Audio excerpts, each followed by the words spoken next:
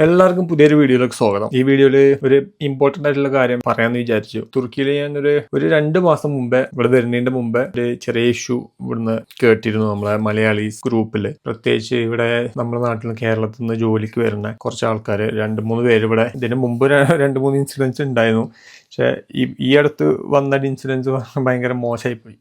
അതായത് ജോലിക്ക് വന്നതിന് ശേഷം ഇവര് എന്തോ പെയിന്റിങ്ങിനാണ് വന്നത്, ബിൽഡിങ്ങും പെയിന്റിങ്ങും രണ്ടും കൂടെ. പിന്നെ ഇവിടെ ഏതോ ഒരു സ്ഥലത്ത് പോയിട്ട് എയ്റ്റിന്റെ പണിയോ പോട്ടറിങ്ങോ എന്തൊക്കെ ചെയ്ത് കുറെ പണിപ്പെട്ട് ബുദ്ധിമുട്ടായി. പിന്നെ അവരെ നാട്ടിൽ പോകാൻ സമ്മതിക്കുന്നില്ല. പിന്നെ ഒരു കോണ്ടാക്ട് ഇല്ലാത്ത സ്ഥലത്താണ്, അതായത് മെയിൻലാൻഡുമായിട്ട് കോണ്ടാക്ട് ഇല്ലാത്ത സ്ഥലത്തൊക്കെയാണ്, ഏതൊക്കെ മലന്റെ സൈഡിലൊക്കെയാണ് ഫാക്ടറി ഉണ്ടായിരുന്നത്. അപ്പൊ ഞങ്ങൾക്ക് എങ്ങോട്ടും വരാൻ പറ്റുന്നില്ല എന്നൊക്കെ പറഞ്ഞാണ് ഗ്രൂപ്പിൽ ഒരു ആലപ്പുഴക്കാരനും ഒരു പത്തനംതിട്ടക്കാരനും ഭയങ്കര സങ്കടം പറഞ്ഞുകൊണ്ട് ഒരു വോയിസ് നോട്ട് കണ്ടിരുന്നു. ഞങ്ങൾ ഇങ്ങനെ അന്വേഷിച്ചു. പിന്നെ നമ്മളെ അങ്കാറിയിലുള്ള നമ്മുടെ സുഹൃത്തുക്കളൊക്കെ ഹെൽപ്പ് ചെയ്ത് അവരുടെ നാട്ടിലേക്ക് പറഞ്ഞയച്ചു. ഇവിടെ പൊതുവെ തുർക്കിയില് ഇന്ത്യൻസ് കുറവാണ്. അതിലുപരി മലയാളീസ് വളരെ വിരലിലുണ്ടാവുന്ന ആൾക്കാർ മാത്രമേ ഇവിടെ കഴിയുന്നുള്ളൂ. ഈ വിരലിലുണ്ടാവുന്ന ആൾക്കാരിൽ കൂടുതലും മെയിൻ സിറ്റികളിലേക്കാണ്, ഇസ്താംബൂള്, പിന്നെ അങ്കാറ അല്ലെങ്കിൽ ബുർസ, അങ്ങനെ ഫേമസ് ആയിട്ടുള്ള സിറ്റികളിൽ മാത്രമേ നിൽക്കുന്നുള്ളൂ.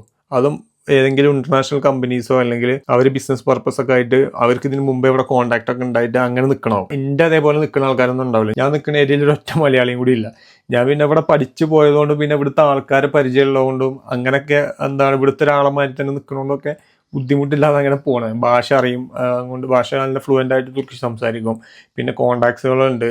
എന്തെങ്കിലും പറ്റിക്കഴിഞ്ഞാൽ അടുത്തുള്ള നമ്മളെ ഫാമിലി ഒരു റിലേറ്റീവ്സ് ഒക്കെ മാതിരി ബിഹേവ് ചെയ്യുന്ന ആൾക്കാരുണ്ട്. അപ്പോൾ അവരായിട്ട് നമുക്ക് സംസാരിക്കാം, നമ്മുടെ പ്രശ്നങ്ങൾ അവതരിപ്പിച്ച് കഴിഞ്ഞാൽ ഇതാവും. നമ്മൾ പോലീസുകാരായിട്ടുള്ള ഫ്രണ്ട്സ് ഉണ്ട്, അതുകൊണ്ട് ഇത്തരം വിഷയങ്ങൾ വന്നു കഴിഞ്ഞാൽ നമുക്ക് പെട്ടെന്ന് ഡീൽ ചെയ്യാൻ പറ്റും.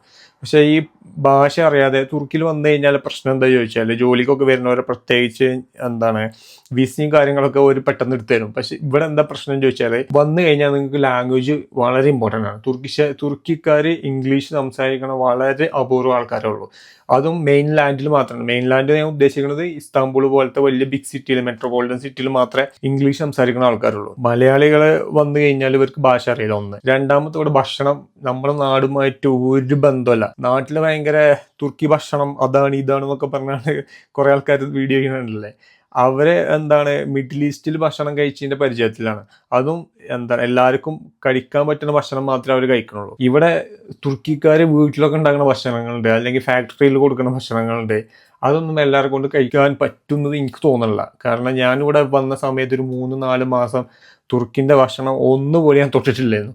ഇപ്പം എനിക്ക് പ്രശ്നങ്ങളില്ല. ഞാനിപ്പോൾ അതിനോട് അഡ്ജസ്റ്റ് ആയി, എനിക്ക് കഴിക്കാൻ പറ്റുന്നുണ്ട്, പ്രശ്നങ്ങളൊന്നുമില്ല. ഇപ്പോൾ ഇവിടെ തുർക്കിയിലുള്ള മലയാളികളും ഏകദേശമൊക്കെ അതിനോട് ടൈപ്പായി, പിന്നെ അതിനോട് അഡ്ജസ്റ്റ് ആയിങ്ങാണ്ട് നിൽക്കുന്നുണ്ടാവും. അവർക്ക് പ്രശ്നം ഉണ്ടാവില്ല. അപ്പോൾ പറഞ്ഞു വരുന്നത്, ഇവിടെ നിങ്ങൾക്ക് ഭാഷ, ഭക്ഷണം, ആൾക്കാർ എല്ലാം ഡിഫറെൻ്റ് ആണ്. നമ്മുടെ നാടും കൾച്ചറുമായിട്ടൊരു ബന്ധമല്ല. തുർക്കിക്കാരെന്ന് പറഞ്ഞാൽ പെർഫെക്റ്റോ ആൾക്കാരാണ് ശരിക്ക്. അതായത് എൻ്റെ അനുഭവത്തിൽ നിന്ന് പറയണേ, ബാക്കിയുള്ള ആൾക്കാർ മോശം അനുഭവം ഉണ്ടാവാം. അതായത് ഒരു കംപ്ലൈൻറ്റും എനിക്ക് ഇതുവരെ വന്നിട്ടില്ല. ഞാൻ ഇടപെടുന്ന മേഖലയിലൊന്നും ഒരാൾ എന്നെ മോശമായിട്ട് പെരുമാറിയ അല്ലെങ്കിൽ ഒരു വിഷയം ഉണ്ടാകിയൊന്നും സംഭവിച്ചിട്ടില്ല, എന്നെ സംഭവിച്ചിടത്തോളം. നിങ്ങളെ ജോലിക്ക് കൊണ്ടുവരുന്ന ആൾക്കാർ ഏത് ടൈപ്പ് ആൾക്കാരാണ്, നിങ്ങളെ ഏത് മൈൻഡിലാണ് കാണുന്നത്, അവരെ നമ്മളെ കാണുന്നത് എന്തെങ്കിലും വർക്ക് ഫോഴ്സ് ആയിട്ടാണ് കാണുന്നത്. അപ്പോൾ അവർ വിചാരിക്കും ഇവരെങ്ങോട്ട് കൊണ്ടുവന്ന് കഴിഞ്ഞാൽ നമുക്ക് ഇഷ്ടമല്ല പണിയെടുപ്പിക്കാം, അങ്ങനെയൊക്കെ ചിന്തിക്കുന്ന ആൾക്കാരുണ്ടാവും. പിന്നെ ഇവിടുത്തെ ബോസുമാരെന്ന് പറഞ്ഞാൽ ഈ ഫാക്ടറി ബോസ് ഒന്നും വളരെ എഡ്യൂക്കേറ്റഡ് ആയിട്ട് കോർപ്പറേറ്റ് ലെവലിലൊന്നും ചിന്തിക്കുന്ന മൈൻഡിലുള്ള ആൾക്കാരൊന്നും ആവില്ല. ഒക്കെ അങ്ങനെ താഴ്ന്ന ഇതിലാവും. പിന്നെ അവരിങ്ങനെ പൊന്തി വന്നാവും.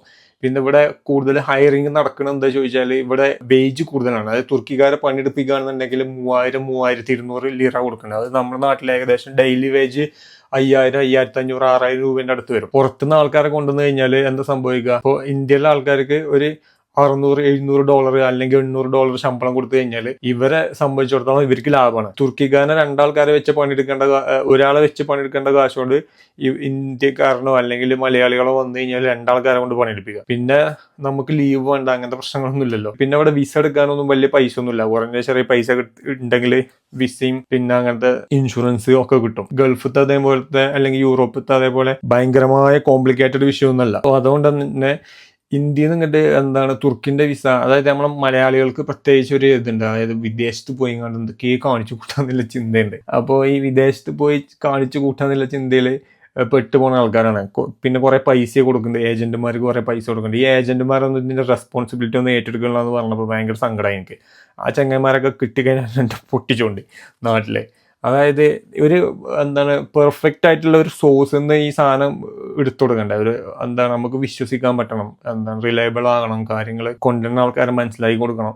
അപ്പോൾ ഇനിയിങ്ങനെ ആരെങ്കിലുമൊക്കെ എന്താണ് ഈ ആർത്തി മൂത്തുകാണ്ട് തുർക്കിയിൽ വരാനൊക്കെ നിൽക്കുന്നുണ്ടെങ്കിൽ, തുർക്കി ഭയങ്കര സംഭവമാണ്. അതായത് നല്ല രാജ്യമാണ്, ജീവിക്കാൻ നല്ല സുഖമാണ്, പിന്നെ എല്ലാ സൗകര്യങ്ങളും ഉണ്ട്, യൂറോപ്യൻ സ്റ്റാൻഡേർഡുള്ള രാജ്യമാണ്. അപ്പോൾ എല്ലാ എന്താണ് ടൂറിസ്റ്റ് സ്പോട്ടുകളുണ്ട്, നല്ല ബ്യൂട്ടിഫുൾ ആയിട്ടുള്ള സ്പോട്ടുകളുണ്ട്. അപ്പൊ അങ്ങനെ എന്താണ് ഇപ്പൊ നിങ്ങൾ തുർക്കിനെ കുറിച്ചൊരു ഇമേജ് ഉണ്ടാവില്ല നിങ്ങൾക്ക്, അത് അതേപോലെ തന്നെയുള്ള രാജ്യമാണ്. അപ്പോൾ ഇവിടെ വന്നു കഴിഞ്ഞാൽ പെടാനുള്ള സാധ്യതയുണ്ട്. എല്ലാ രാജ്യത്തും പോയി കണ്ട് പെടുന്ന പോലെ തന്നെ ഇവിടെ പെടാനുള്ള സാധ്യതയുണ്ട്. അപ്പോൾ വിദേശത്തേക്ക് പോകണമെന്നുള്ള ആഗ്രഹം കൊണ്ട് ഇവിടെ തുർക്കിയിൽ ഏതെങ്കിലും ഏജന്റ് കയ്യിൽ പോയി പെട്ടുങ്ങാണ്ട് വരണ്ട. പിന്നെ നിങ്ങൾ അങ്ങനെ വരികയാണെങ്കിൽ തന്നെ നിങ്ങൾ പ്രത്യേകം ശ്രദ്ധിക്കേണ്ട ഒരു കാര്യം, നിങ്ങൾ കമ്പനിയെ കുറിച്ച് നല്ലോണം റിസർച്ച് ചെയ്യുക. ഏത് കമ്പനിക്കാണ് വരുന്നത്, അതായത് ഒരു മിനിമം ഒരു സ്റ്റാൻഡേർഡ് ഇല്ലാതെ കമ്പനിക്ക് വരരുത്. കാരണം ഇവിടുത്തെ മുതലാളിമാർ അങ്ങനെ ഭയങ്കരമായിട്ട് കോർപ്പറേറ്റ് മൈൻഡിൽ ചിന്തിക്കുന്ന ആൾക്കാരൊന്നും ആവില്ല. പിന്നെ അതേമാതിരി ഇങ്ങനെ വെജിറ്റേറിയൻ ഫുഡ് കഴിക്കുന്ന ആൾക്കാരുണ്ടാവും. ചില ആൾക്കാർ വെജിറ്റേറിയൻ ഫുഡ് കഴിക്കുന്ന ആൾക്കാരാണെന്നുണ്ടെങ്കിൽ ഇവിടെ നോൺ വെജ് അല്ലാതെ വേറെ സാധനങ്ങൾ കിട്ടൂല. അത് വെജിറ്റേറിയൻ ഫുഡ് കഴിക്കുന്ന ആൾക്കാർ ഭയങ്കര വെല്ലുവിളിയാണ്.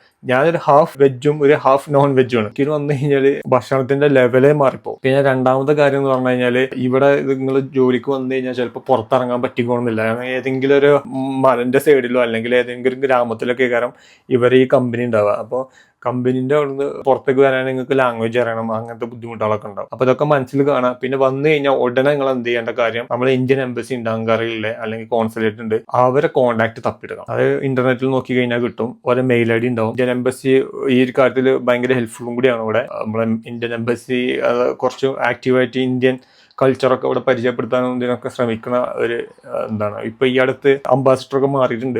ഇതിന് മുന്നേ ഉണ്ടായിരുന്ന ആളെ എനിക്ക് പരിചയമുണ്ട്. ഞാൻ കൊറോണ സമയത്ത് തുർക്കിയിൽ പെട്ട സമയത്ത് എന്നെ രക്ഷപ്പെടുത്തിയത് മൂപ്പരായിരുന്നു. അപ്പോൾ അങ്ങനെ ഭയങ്കര കോപ്പറേറ്റീവായിട്ട് ഉള്ള ആൾക്കാരാണ്. അപ്പോൾ ആദ്യം വന്നു കഴിഞ്ഞാൽ നിങ്ങൾ ഇന്ത്യൻ എംബസിയിൽ ഇവരറിയിക്കുക, ഇന്ത്യൻ എംബസിന്റെ രജിസ്ട്രേഷൻ കാര്യങ്ങളുണ്ട്, അത് ചെയ്യുക. പിന്നെ അതേപോലെ അവരെ കോൺടാക്ട് നമ്പർ എടുക്കുക. പിന്നെ ഏതെങ്കിലും ഒരു മലയാളീനെ കണ്ടുപിടിക്കുക. ഞാനിപ്പോൾ എപ്പോഴും ഇവിടെ ഉണ്ടാവില്ല, ഞാൻ ചിലപ്പോൾ ഒരു 20 ദിവസം കൂടെ ആവും, അല്ലെങ്കിൽ ഒരു 15 ദിവസം നാട്ടിലാവും, അല്ലെങ്കിൽ വേറെ എവിടെയാവും.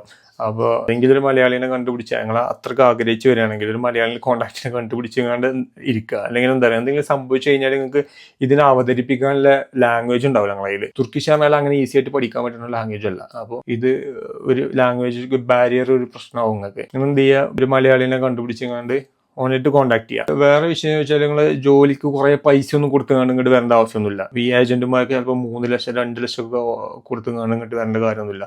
അതിനുള്ള സംഭവം ഒന്നും ഇവിടെ ഇല്ല. നിങ്ങൾക്ക് മാക്സിമം $800 $600 ഒക്കെ കിട്ടും.